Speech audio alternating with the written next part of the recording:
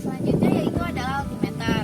Altimeter merupakan alat yang digunakan untuk mengukur ketinggian suatu tempat dari permukaan laut.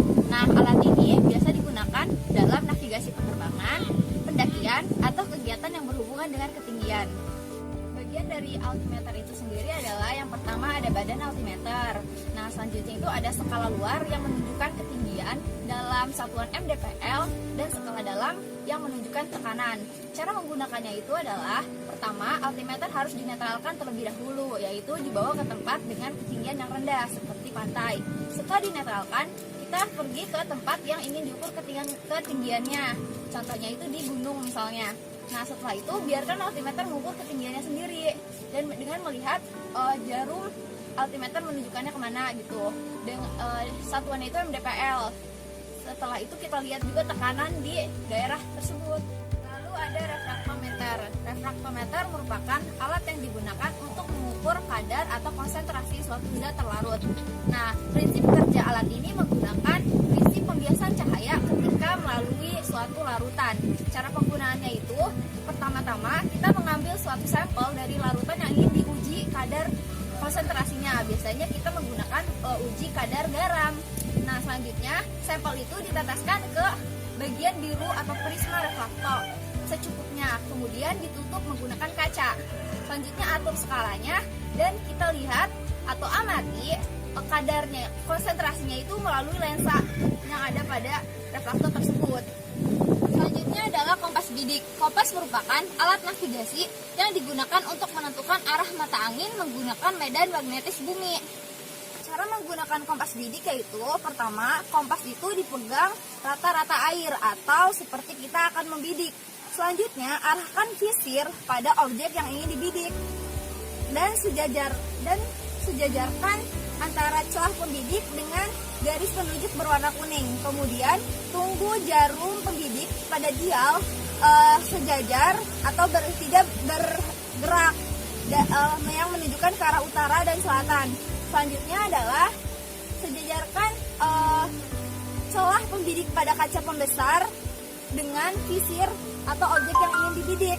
Selanjutnya miringkan celah pembidik atau kaca pembesar maksudnya itu pada dial untuk mengamati titik sasaran. Setelah ditemukan titik sasarannya berapa, kemudian kita menentukan titik balik. Titik balik itu ada rumusnya. Jika lebih dari 180, maka itu dikurang 180. Jika kurang dari 180, maka itu ditambahkan 180. Tentang meteran. Nah, fungsi dari meteran itu yaitu berguna untuk mengukur panjang atau mengukur panjang dan juga jarak, dan juga berguna untuk mengukur sudut, membuat sudut siku-siku, serta sering digunakan untuk membuat lingkaran. Selanjutnya ada cara pengukuran dari meteran. Nah, cara penggunaan dari meteran itu sendiri yaitu dengan cara merentangkan meteran dari ujung satu ke ujung yang lain, yaitu ujung yang berbeda, yakni ujung objek yang akan diukur. Halo, selanjutnya saya akan menjelaskan tentang luxmeter. Nah, luxmeter merupakan alat yang digunakan untuk mengetahui serta mengukur seberapa besar intensitas cahaya yang berada di suatu tempat. Untuk menggunakan alat ukur cahaya, yang pertama yaitu menyalakan alat terlebih dahulu dengan cara menekan tombol on yang memiliki gambar bulat dengan garis di tengahnya. Yaitu cara kedua yaitu kita pilih kisaran range yang akan dijadikan patokan pada proses pengukuran. Nah, yaitu berupa tombol merah yang bertuliskan range. Nah, biasanya. Selanjutnya yaitu langkah ketiga. Nah, langkah ketiga yaitu mengarahkan sensor cahaya ke sudut area yang ingin diketahui jumlah intensitas cahayanya. Pastikan untuk mengarahkan ke tempat yang strategis agar sensor yang didapatkan yaitu benar-benar akurat. Nah, oke, selanjutnya ialah diometer atau dissolved oxygen meter. Nah, diometer ini berfungsi untuk mengukur kadar oksigen terlarut pada air. Adapun cara penggunaannya ialah sebagai berikut. Diometer dan larutan yang akan diperiksa disiapkan di meja kerja. Nah, lalu diometer diberi perlakuan kalibrasi. Nah, biasanya kalibrasi ini bersifat otomatis pada diometer. Nah, diometer ini pengukurannya akan naik dari 0 hingga 100. Lalu akan kembali ke posisi awal. Nah, lalu probe diometer itu diangkat setelah pengukuran tidak bergerak, lalu dikeringkan menggunakan tisu ataupun lap. Selanjutnya ialah pH meter. Nah, pH meter berfungsi untuk mengukur kadar pH atau alkalinitas pada air.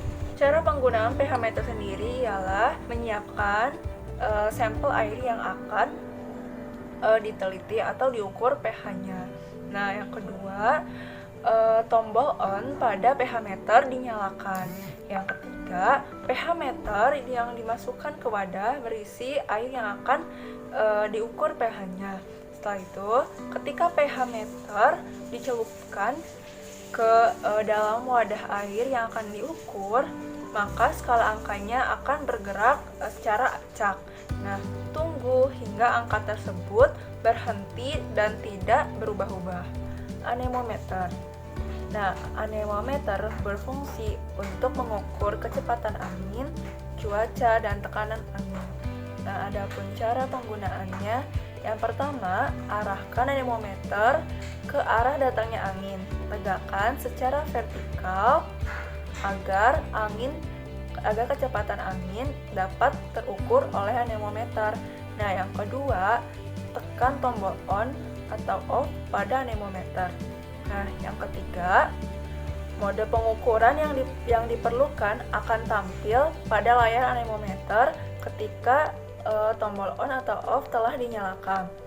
Yang selanjutnya ialah tombol hold ditekan untuk melihat hasil pengukuran. Nah, hasil pengukuran dicatat agar tidak lupa. Planktonet adalah salah satu alat khusus dalam kegiatan. Nah, setelah itu, konsentrasi diometer ini diukur dengan mencelupkan probe pada diometer dengan betul-betul terbenam. Planktonet ini juga memiliki fungsi yaitu untuk menyaring sejumlah massa air yang bertujuan untuk mengumpulkan plankton dari perairan. Adapun cara penggunaan planktonet ini yaitu jika sampling planktonet dilakukan di laut, maka si planktonet ini diikat dengan tambang lalu ditarik secara horizontal sejauh 10 meter atau lebih dengan kecepatan penarikannya itu 1 knot atau mili laut per jam. Lalu setelah itu air yang tersaring di dalam kon planktonet dipindahkan ke dalam botol. Soil tester adalah salah satu alat yang terdapat di laboratorium, yaitu dia itu memiliki fungsi dalam mengukur keasaman dan juga kelembapan tanah. Cara pemakaiannya itu yang pertama itu disiapkan terlebih dahulu soil testernya, lalu kan bagian bawah soil tester itu kan meruncing, maka bagian runcing itulah yang ditancapkan ke dalam tanah. Namun akan lebih baik lagi jika si tanah itu dilubangi terlebih dahulu, lalu barulah ditancapkan si soil tester tersebut. Lalu di tombol yang terdapat di soil tester tersebut ditekan 1 kali dan dilepaskan. Setelah itu bacalah angka yang tertera di soil tester tersebut. Namun jika untuk mengukur keasaman ataupun pH dari tanah, maka tombol si soil tester tersebut ditekan kurang lebih itu 5 menit. Lalu lihat angka yang tertera di soil tester tersebut. Termometer adalah salah satu alat yang berfungsi dalam mengukur suhu ataupun perubahan suhu itu sendiri.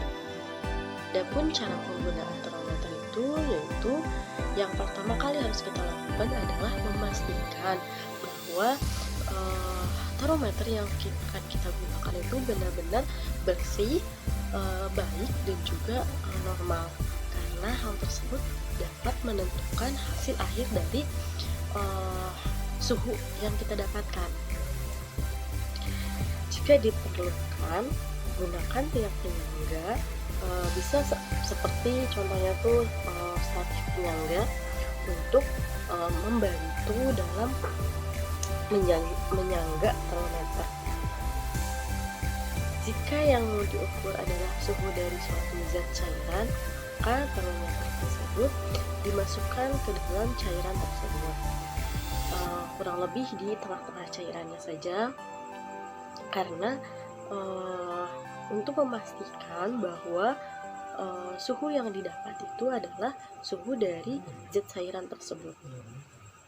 Namun, jika untuk mengukur suatu suhu dalam ruangan tertentu, maka termometer tersebut cukup dengan bisa menggunakan penyangga seperti statif penyangga ataupun dipegang oleh kita, namun jangan dipegang si termometernya, melainkan bisa seperti dikasih pengikat, tinggal dipegang pengikatnya saja, jangan sampai si termometer tersebut terkena apapun. Lihat skala yang tertera pada termometer. Jika telah mendapatkan berapa suhu ruangan ataupun suhu suatu zat cairan yang kita ukur, catat hasil tersebut, lalu angkat si termometer tersebut. Alat InsekNet ini berfungsi untuk menangkap serangga yang terbang seperti kupu-kupu, lalat, belalang, lebah, dan capung. Lalu untuk cara kerja InsekNet yaitu saat menemukan serangga yang diburu, ayunkan jaring dengan gerakan menyapu untuk menangkap serangga. Kemudian kunci dengan melipat jaring agar serangga tidak bisa keluar. Fungsi loop pada umumnya untuk melihat benda-benda yang sangat kecil sehingga tampak lebih besar dan lalu untuk proses kerja loop sederhana, yakni dengan meletakkan benda yang akan diamati di antara titik pusat dan titik fokus lensa, sehingga bisa menghasilkan bayangan maya, tegak, dan diperbesar. Baik, di sini terdapat GPS status. Lalu di sini terdapat fungsi GPS status. Fungsi dari GPS status ini untuk mengetahui koordinat tempat yang tentunya dilengkapi dengan seberapa banyak sinyal satelit yang didapat oleh Android tersebut. Lalu untuk cara kerja yaitu sebelum menginstal aplikasi GPS status, pengguna harus memastikan telah mengaktifkan pilihan location service. Lalu untuk mengaktifkannya, pergi ke menu, lalu ke setting, ke connectivity, ke location dan enable location service. Kemudian pergi keluar dan berdiri di ruang terbuka yang tidak tertutup oleh gedung-gedung tinggi dan pilih opsi untuk memulai GPS. Setelah beberapa menit, GPS akan dikunci oleh satelit dan setelah ini selesai tanpa menutup aplikasi, klik tombol menu dan pilih navigation dan sistem GPS akan menampilkan